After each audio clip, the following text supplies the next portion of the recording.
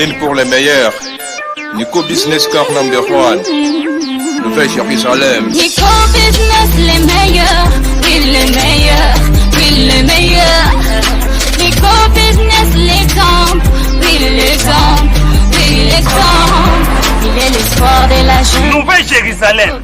Nico Business Car. Nalobi boya awawa. Boza la décité. Mituka nyoso. Confort. Garantie assurée. Kilométrage normal. Bamituka yote na prix bien. En plus, incomparable. Prix abordable. Nouvelle Jérusalem chez Nico Business Car. Tukuna importe miotoka ya kuachana. Kisha ekunafanya vente na location ya miotoka ya kuachana. Achat sur internet ni tayari. Nico Business Car ekunauzisha miotoka ya kila namuna. Nico Business Car chez Jean-Jacques Chilumba. Tuko ku numéro 102 Manyema kwa Kimbangu. Nico Business Car ukitafuta ku Twitter igasimu ku 099 701 81 134 wala 085 34 27 171. Nico Business Car, King of Pickup. Nico Business Car, la rapidité. Nico Business Car, l'excellence. À Kiamungu. La Nouvelle Jérusalem, chez les Nico Business. Tonton, c'est une pas de la magie. Voyons, c'est qui a motoka? Putain,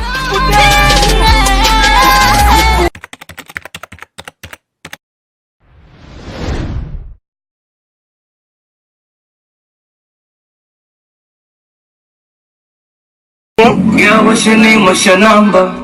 Let me tell my boys that I want her. She's a I got ya.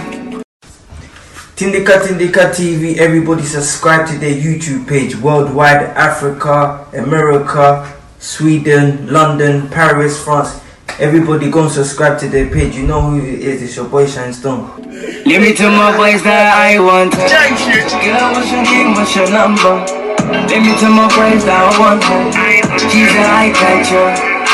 Let me tell my boys that. Voilà, chers fidèles d'internautes, mbote na bino partout Brazil, bako kolandanga Christina Rajab na kati ya Tindika, merci na abonné fidèle ya Tindika, merci na Rifin Kisombe Papi Kelly ba boss nanga na Londres, merci na sponsor officiel ya chaîne Malela de London des champions to ya mbeli bino lisusu prophète Ngefa, a izal Rwanda kunaye soki likambweza to ya kamba nkozo ye to za point de vue na ye, malgré azobe la main akomeka mpe kolobela marambambo katalara mambambo kezo kene bien te donc photo lobela. Bonjour prophète. Bonjour maman journaliste Kolo Apambolayo. Chaque temps bino boyaka loba ete moi mbebe za na mboka. Biso atake ba lobele ya mboka tolobaka na bosolo na bosembo na kubanga nzambe. Oye biso ki bato bazo banga nzambe mboka na kotambola. Soki bato bazo banga nzambe te mboka ekotambola ata mokolo moko te. Yango avato banda tokobondela nzambe tata na lola. Yawe na nguya papa na biso Yesu Masia tokonzi na bule totiki su Congo démocratique na maboko na yo po nyamu pe mbutu ezo kota na kati na pouvoir na ba institution pesi biso eloko nyonso ya fraude elekaka mabe parce que ozali la vie et la vérité, le chemin et la vie et la vérité.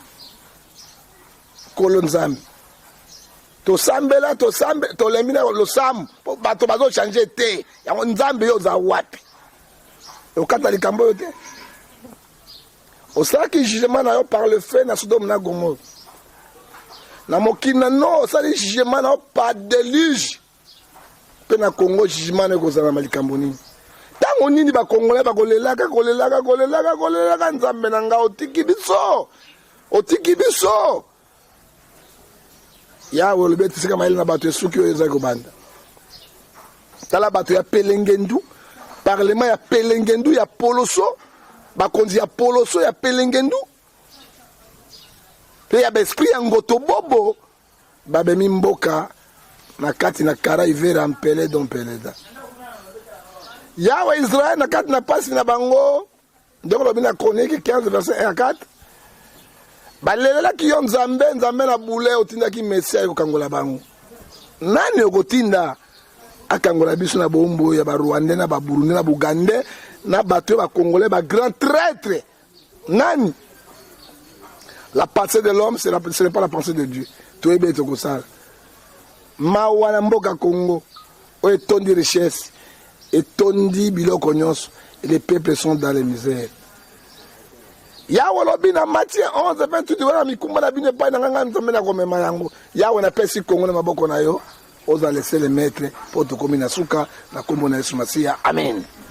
Amen. Prophète Nkifa, malgré Zobela, tu remets un peu à Kotuna, yo talara mamba Congo, ils ont concerné Bissonios, aux prophètes du peuple, au lobara, vérité pour Namboka na yo.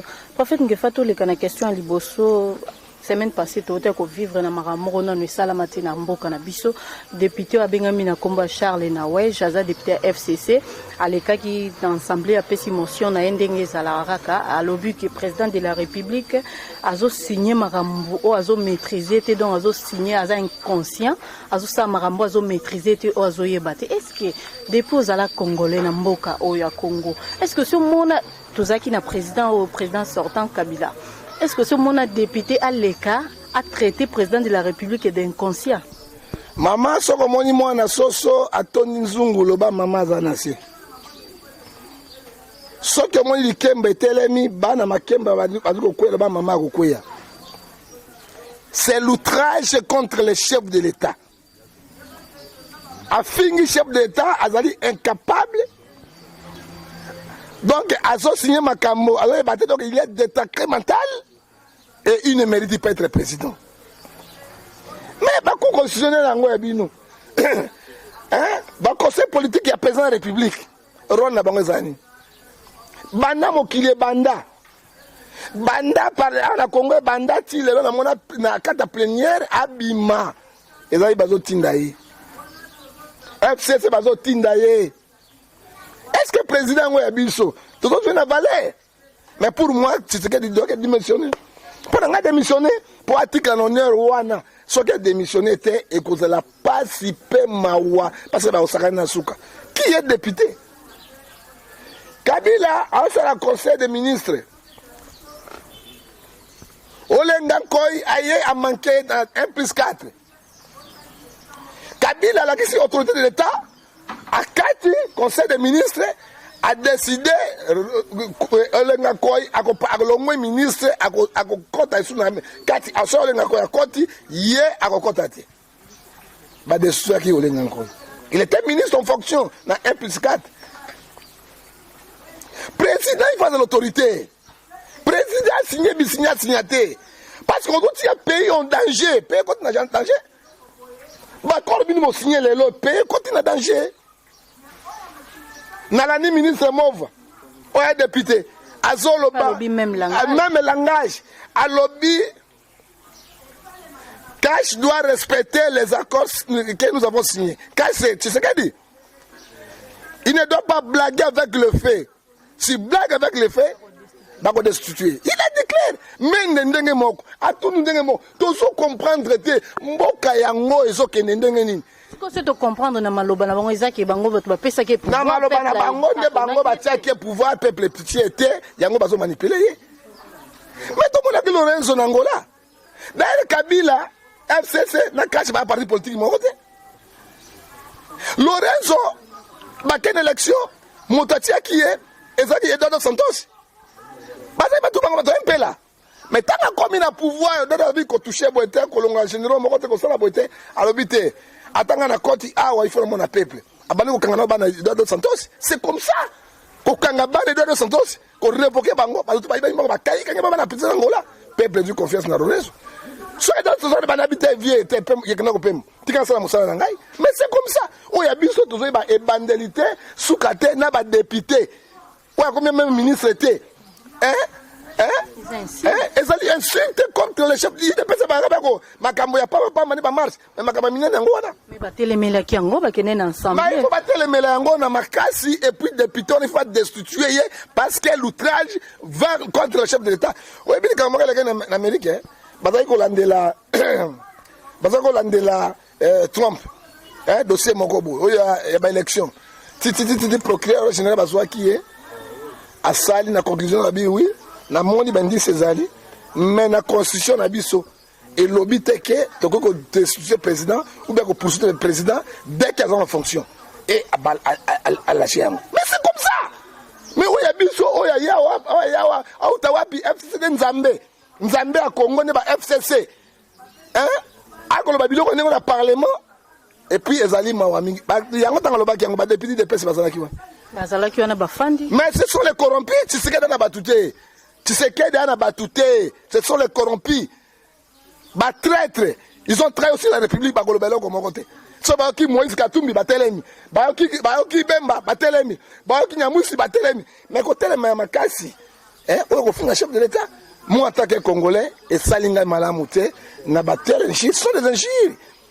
Alors procureur général, il y a Cour de cassation ou bien procureur général oyo atali na Cour suprême de la justice, il faut pas mettre ça dossier wana et puis on parle qu'on destituer député wana mais à l'écaper la justice il sera aussi condamné pour mutasima azongelo kote les chefs restent les chefs.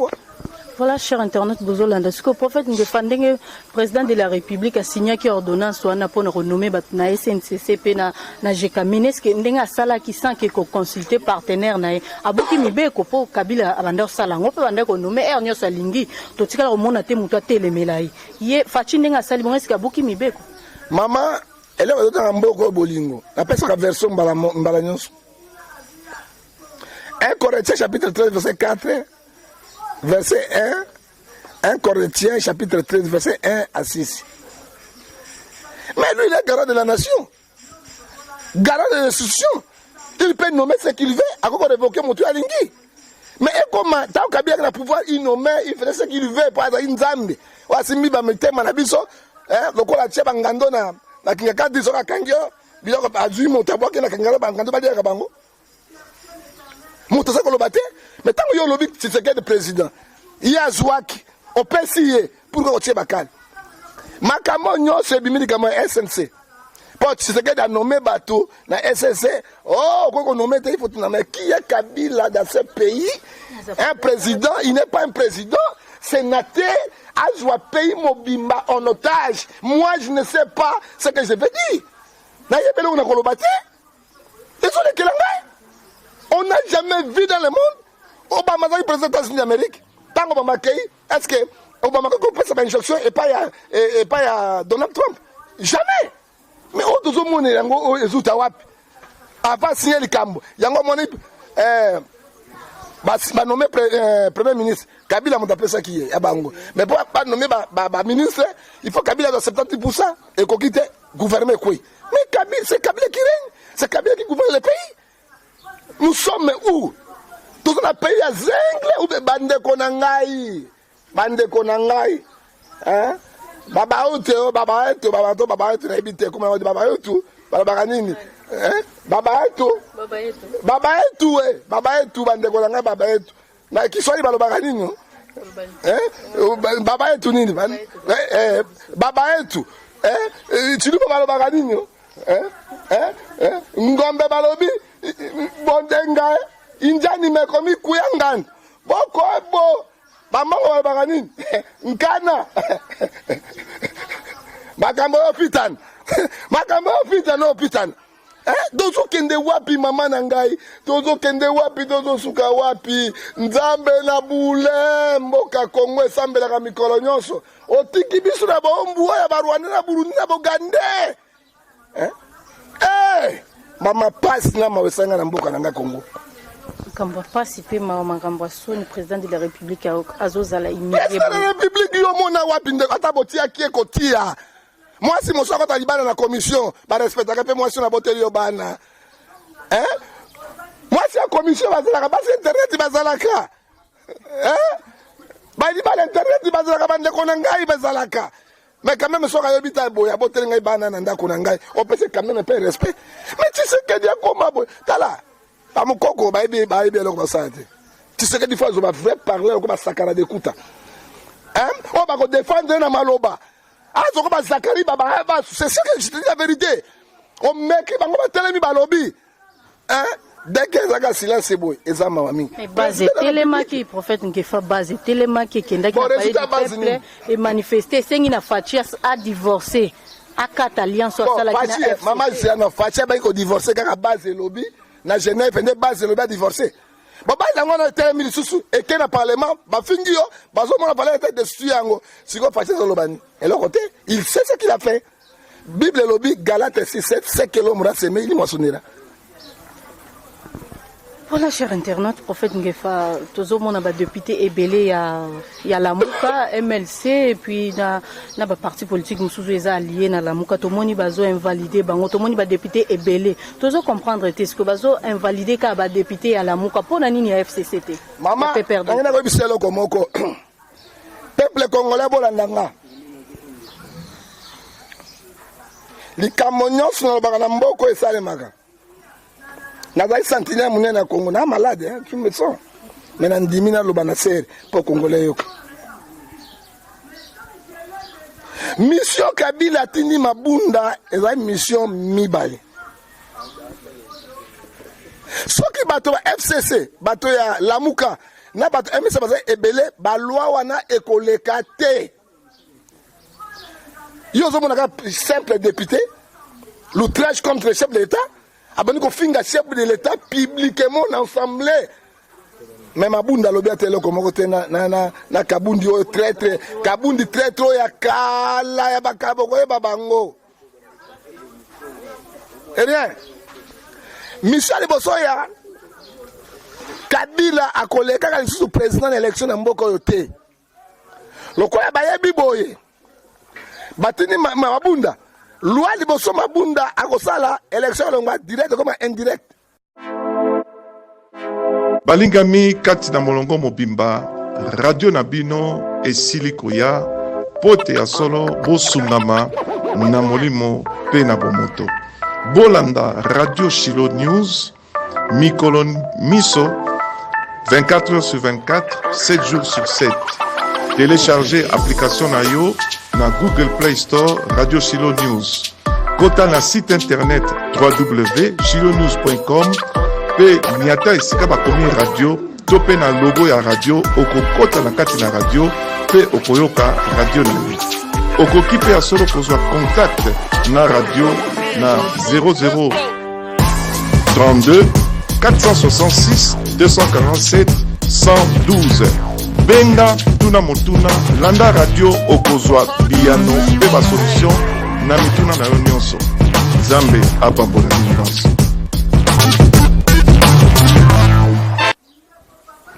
ekolonga indirect comme direct La population a voté les non population a voté par député alors président va voter dans le parlement en Afrique du Sud et en Kenya c'est sa mission ya kabu ya moi si wana bache wana Franck Dionga Loba qui ont bien avant que Koko Mabon mais Koko Mabon c'est moi qui a dit à Franck Dionga on était dans la prison na ndako na ye na ebisa que président tala eloko bangi basala yango ezama wa mingi parce que soki ba député ya Lamuka na MC baza ebele ba ko caler loi wana il faut pas banda ko longola bango yo so batika bango na bango ba voter yango lokola mboko ya bango ba ko mona pe eloko bazoluka ba ko mona likamba Soudan ba ko mona yango na misu na bango ba ko mona yango bazoluka.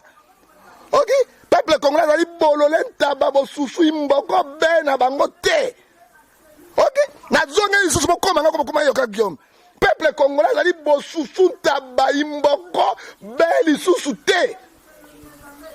Alors tant que vous adoptez la loi wana donc ba temen se bazali batala moko bazali ekoleka tango bakoleka Kabila kotia candidature na parlement et il passe directement yami balé soki wana simbité pas ko simba plana bango bako se réunir deux chambres pour président ya boy baka président ya sénateur comme moto FCC hein soki matata po yote bako tia moto na bango. Alors, bako se réunir. Tant que bako se réunir, le président est incompétent. Oui, bako destituer un coup d'état constitutionnel, on décollangaï. Kabundi alobaka abane ko comprendre yango te. Batelemina ke babisa professeur Lokuta to kende. Non, ezali pas kufa boité. Kufa mosusu ya njoto. Mosusu be kufa njoto na molimo. Oyo ko bomeba tina cercle. Kufa molimo. Mais ya pouvoir na ye mais ya baki yango te Kabundi. Ozomona tango bakosala yango bakozwa memorandum na bango batango na cour constitutionnelle même cour constitutionnelle wana oyo apesa ki Kabila apesa ki Tshisekedi du pouvoir kaka ya ko destituer ye abenga yango coup d'état constitutionnel oyo zoko se préparer et bandi déjà mboka mbutu tension mati bato mobulu tout bato ko marcher partout yango ebandeli nyonso yango wana et soki basali mpe fois pas boye armée abotoli ndenge na Soudan armée prend le pouvoir taka ennemi prend le pouvoir ozokisa nani Kabila dirige na biso esili parce que tous les généraux d'ailleurs en fait tozomona mpe retour à mwana mboka Jean-Pierre Bemba azozonga na mboka na ye tozomona Moïse Katumbi azoya Martin Fayulu alobi mpe akopesa mot d'ordre na ye dans 48 heures olobani bon kozonga Bemba eza problème te nani Moïse azali awa Moïse akende na Kivu aboyeki avion na eteri na Kivu ala Kinshasa baboye eteri ezolakisa nini toza toujours na dictature c'est Kabila nde opousse batonga baya te c'est mboka yango eza Kabila na bato na ye solo ntango Moïse Bemba koya il viendrait comme qui simple citoyen aza sénateur te bon nayebi te loi ebayi vice-président comme sénateur en vie je ne sais pas il n'est pas sénateur aza député te aza biso Bemba ngo aye comme simple citoyen qu'est-ce qu'il doit faire Martin Fayulu avait repris sa main d'ordre naye ce qui a lobby l'oromoro donc et c'est petite population peut-être militant la muka ba robima ba manifester ba député na bango ebele ba lelo mo lelo keleki lelo ba tapé ba di beret rouge ba bimi mode de pesa ba pa mo voir ba bimi beret rouge et bimi pa chadari et bimi il a pesa bimi et ko suka nini mbutu beta mbwa libanga yo kanenga zolela ba makasi ya mbwa simbwa ozomona lelo tuninga likambo ya Bemba koyawa comme qui comme simple citoyen il n'est pas vice-président de la République il n'est pas ministre il n'est pas quoi il n'est pas député simple citoyen même ça le président parti politique na ça qui n'a pouvoir autre chose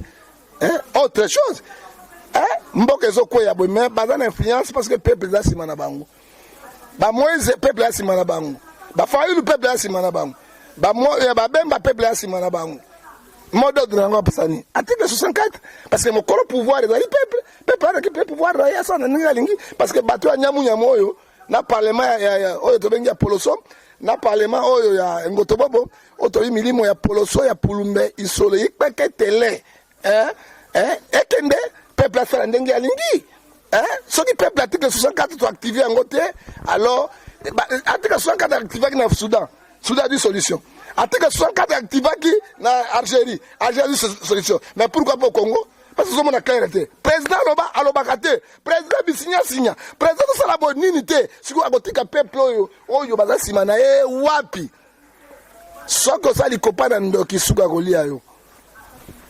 Voilà, chers internautes, to commune biso na suka na prophète ngefa mot de la fin na yo opesa pe ni mama oya lelo na mot de la fin te ezo lekela ngai deningo na mbiao na pe miseta mekata mwa muke bana poto bayo kanani so ba tshanga ta ma micro abo ko za bien na moni pembeni nanga au Nzambe Congo Rwanda zo fulu kisama Burundi zo fulu kisama na richesse na biso na Bugande bato mabeba ko fulu kisa Rwanda Burundi Tanzania na richesse ya Congo démocrate Nzambe kotika ngai te kotika Congo te kotika Congo te kotika Nzambe soki na moni mo je pleure na tango Mobutu un Zaïrois motaki na valeur un Zaïrois République des Zaïre mboka lokumu lele ko mboka ya Mopotu ya frondondo geste di membo question à Souka Daniel Safo invalidé Mike Mukebai 12 mois à répondre pour le bani maman Mike Mukebai akozonga esu na parlement provincial te na lobaka yango mais babi na net ça permis kanyaka pe kozwa terre ozonga après yango bako révoquer définitif pour dire manga te prophète ponani on a prophète à Gégé au sasai boy hey mine bimi wana no prophète so ye wana babi no limo sakite o sai bi no prophète aboy so abali be hey quoi nebi no ndi prophète wana ona zolo baboy bozo ndi mangote na lobi Mike akozonga lisusu na parlement provincial pourquoi azali témoin gênant parce que ba Mike bana molimo ya démocratie molimo ya peuple to sauver peuple beaucoup na baza tous sont des Judas d'Iscariote azo étouffé bango après suspension na ye ba ko révoquer ozomona mais nalobaki na Daniel Safu na yebaki akolongwa Daniel Safu bazalaki élément moko abengaka yango gêné na parlement tomoni bandeko ba Molière bandeko mosusu bakomi déjà corrompu parce que après Daniel Safu ba Molière bakeba so bakoteka des missions na bango basalaka na ba télévision na bandeko les gens ils vont partir alors so bato balongwa Daniel Safu ba Molière bakei Congo tozongi na colonisation ya Rwandais, Ougandais, Burundais et Tanzanie. C'est ça qui va l'ongla bino ko ba valider bato. Ba valider ba député ba kende pour batika la barre bango moko. Est-ce que mboke tambola ka bongo? Et puis pasteur na assemblée provinciale. Pour na ko suspendre ndeko na yo. Yo za pasteur karateke za kuna te lobi nga saka karate na ko beta Daniel Safu. C'est Daniel Mike Mukamba. Mukamba bunda bitumba. Bino ka karate na bino boxe na bino ka na kata ba l'église na kata ba assemblée provinciale. Ya solo pino pasteur te dimanche. Elle ko dali ko sana Mike Mukamba. Ako ko benga ye na Matthieu 18 verset 15 à 17. Abengi bango mibale. Petit, boni, tika makelele. Basololi. Dialogue ezali. Même au fond du tribunal, mais l'État autour de parce que le dialogue aki. So que simité n'est pas so de dialogue dialoguer par longelo quoi. Abengi sumi balemi sato, basangane. So que quitter abimisi. Lui n'a pas fait ça directement intoxiqué bilonaye na banini, ils ont révocation. Mais est-ce que démocratie est là rabou? Attends passé. Tomolaki abe malumalu na élection 2006 ndenge moko sango a trahi mboka. Na 2011 pasteur Ngoyi Mulunda ndenge moko il a trahi la République. Tozongi na 2019-18 awa nanga zali diacre n'est pas sera pasteur, c'est la même chose. Mais est-ce que confiance dans ça dans Zambezani? À quoi de l'argent? Ozo pour mboka mobimba boy. Bozo tia batu na bitia tia. Oyo batu ba mériter ngote consort yango. Yango me pays Congo ya biso bato bazo considérer un étranger te ba mindele. Parce que na mboka mo ya pamba ezangi tina pouvoir de gouvernement zate pouvoir ya malonga te ni te so de la vatirer. Ozo mona. Alors pasteur n'est pas fait ça. Et là ezangi pasteur ni. Ezalaki Galates 5 verset 22 le fruit de Saint-Esprit l'amour. Il faut passer à Zobangoul. Pasteur so ba choli boso ba maman na ngulu. Tango bangulu ala na poto ba ina na salite na bango ba ko lukama belle européenne bango. Salite nyo sotika na maman na ngulu. Ba sisi ba kei. Il faut avoir la patience, la tempérance, maîtrise de soi, la paix. Mais pasteur azangi yango, mais ce que pasteur so ba réaction ndengi wana. Mais ce que ba civil, et puis dimanche yo zumi kozo te ya bana na nzambe.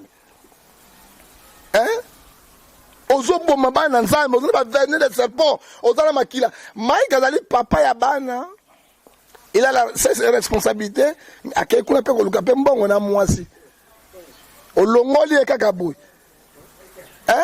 kaka pona mosala ya l'état ba che pasteur pa luka solution et ba pasteur Congo ba luka solution te ba panzanda wenga ba pasteur ya Frondondo singi wana zo kufa na boloko la kana kotala singi à cause de la camion, ça te paye camion à l'état. Pour ça, 2 ans, pour foutre la signe bongo. Boko kangaye kaka pasteur kangi moninga na yo. Mais kimbuto tikendenge.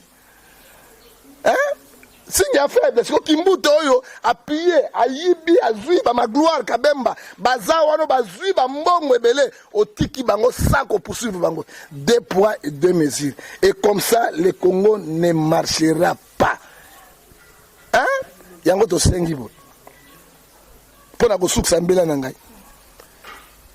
tolingi kora Mobutu ezonga aw Mobutu qui a gouverné 32 ans de pouvoir azota la monument moko te bato ko basimaro masia botie monument lwa makia di botie ke ezoka musanga botie lié monument mais Mobutu est président de la République pendant 32 ans monument te quelle haine mais chevronné de Brazza.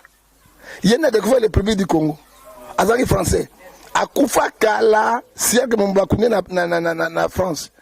Congo Brazzaville pour reconnaître, bah senga qui est bémené mikouana, bah iko kundaye, awa na Brazzaville na ville, au moins la chevronné de Brazza. Oh, Azali français na Congolais à Brazzaville. Qui est Mobutu? Qui fait un Congolais? Véritable Congolais? Congolais d'Outou quoi à Bangote? quelle haine. Hein? Tolobi boy. Tozo demandé quoi à Mobutu Ezonga, na président de la République. Ndeko salaki papa na yo. Papa na zaki ami à Mobutu. Et puis vous avez la famille parce que niwa abota na moi ndeko Tshisekedi, ser na ye. O repatrié et bembe ya Mobutu awa to lele na salle de martyr. Pe oromona plein oyo mona te. Parce que Mobutu c'est ce que Kungwendu wazabang. Et pas des amis papa moko et kolo moko makamaso moko armée moko les autres panzana. Ils ont bana bazanga papa. Mais tout ta référence voilà. Pourquoi ba Congolais ba boss na ba référence ya bongo. Toko sanga na ba diaspora nyonso $1 na monde mobimba. Toko sanga ba Congolais nyonso $1. Ça c'est $1 85 millions, 85 millions de dollars. Ah. Tu vas dire que diaspora, tu sens que c'est un avion, il y a Belge, tu as avion, il y a Bisso, et que vous avez un Maroc. Bango ba un avion, moi comme ça on a 4 avions. Il fait chef de l'État. En fonction s'il te plaît. Corneille ya pour faire une photo cotiser mbongo. Avion l'État ils allaient au qui cause. Bango ba lingi tek nabi hein. Tu sais que da koufi ya. Mota koufi e bembe. Mais pouvoir da Kabila est boycott, tu sais que de ya. Inacceptable. Hein? Ay boycott Tshisekedi 2 ans. Oh baba ba Tshisekedi le papa na kati lokuta ba enterrer qui est pendant qu'on enterrer ba kindi ko na Belgique na yone ki otolela ki ba enterrer ki ba kindi balongola ka mikuwa azaka momé ba enterrer qui ndeko enterrer ba tena cercle ba bimi to na bili le yedi na cimetière Morbebek nde ba kunda Tshisekedi ndeta ko négocier sali ba ko déterrer ba sala ka yango ba ko déterrer ye nde batena cercle musu eye na Congo il était déjà enterré à cause quoi na motema be ya gouvernement o ya FCC o ba diriger et on a partenaires il y a eu des pèses les lots mais tu sais que dans maël ba sai papa na boye ba sala boye ba ko bengana exil ke ya ko tia ta makolo ata na bujima ide ozomona ya to senga Mobutu na bango ba ko sala te tu sais que da sala ngo ko ki ngote ba fungoli compte numéro bancaire.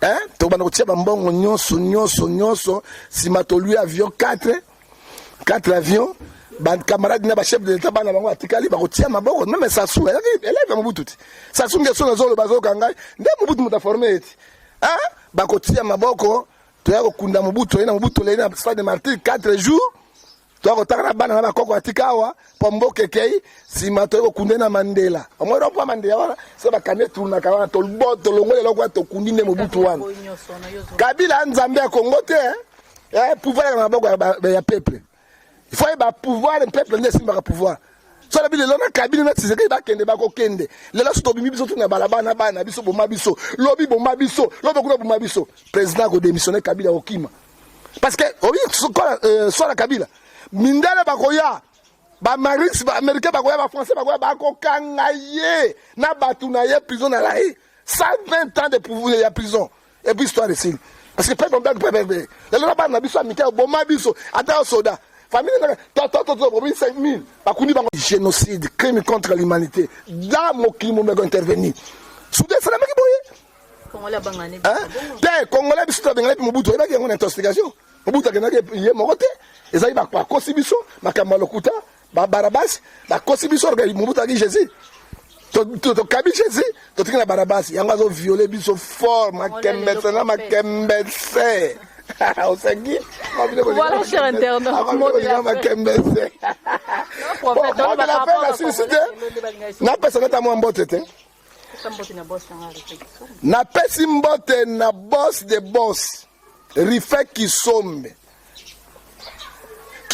abi Kisombe a Masco na bakisi pe Masco na bakisi Kisombe de Kisombe te na mona boss mo motema malamu boite ça je te dis hein je suis malade na bengi na tanta mbonga comprimé ponga kanga na mbongo te hein mais ils m'envoient l'argent je dois $100 sombakisi et je plairais na sala kapena na chaîne na été moi en tant que prophète de Dieu na bakisi oli sous lokola nzambe apesa ki Ézéchiel 25 ans 15 ans nga na bakisi 50 ans okosala 105 ans autant na mokili Bible ezobisanga Genèse chapitre 12 verset 3 je bénirai Genèse chapitre 12 verset 3 1 à 3 je bénirai ceux qui te béniront olonga na pasi mari malade ngo facilité quel motema malamu kolo nanga pambola yo na pesi mbote susu na ndeko na ngai bokulaka oke baseki yango yo posala loko il faut ça rappeler moi l'autre côté bokulaka oke basali bien donc ba yango bokulaka bongemba bontole pole pena baki suni chokolilo oke basali comme nzambe apambola yo na kati na Bergame to boaka ba journaliste on peut kolela et puis na pesu mbote na Gauthier Bele mais benga Gauthier Bele ya soka baninga tu bale yo soko leti ndenge na baninga tu bale soko le omone Gauthier Bele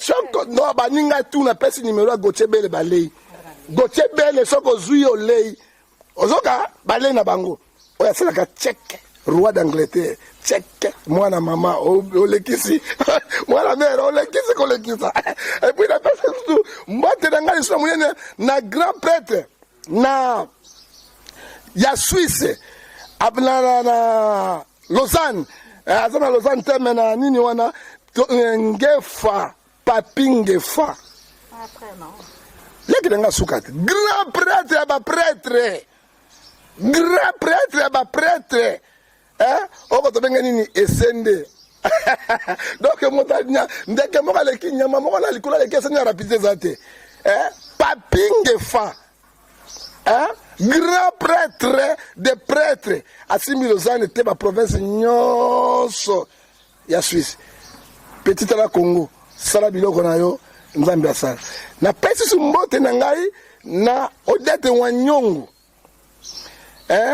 oyo azali na kati États-Unis Amérique nkolo apambola na mama na Marie po bazala biso elongo pe mbote ya suku na pesi na Anel Haïti corrida bino ngaka boka bino bobisa pe bato eloko te oyoki so bata vérité oyoki na pesi ya mbote na kati ya Canada nzambe apambola bango papa mama grâce na bino kenga nazali na pesi bino mbote nzambe asukisa bino mbote ya suka ona kopesa ezali na kati ya mama Brigitte mwete oyo asalaka mwa mwete Brigitte Ngefa oyo azali wana nzambe apambola ye soko boyi mokili eza moko sala mokili na yo sala mokili na mokili ya nzambe mbote lisusu na Rifin Kisombe mwana Kongo olinga te yondo leki bango voilà cher internaute mbote lisusu na boss Rifin Kisombe na Papi Keli bazarami bale prophète bosani moko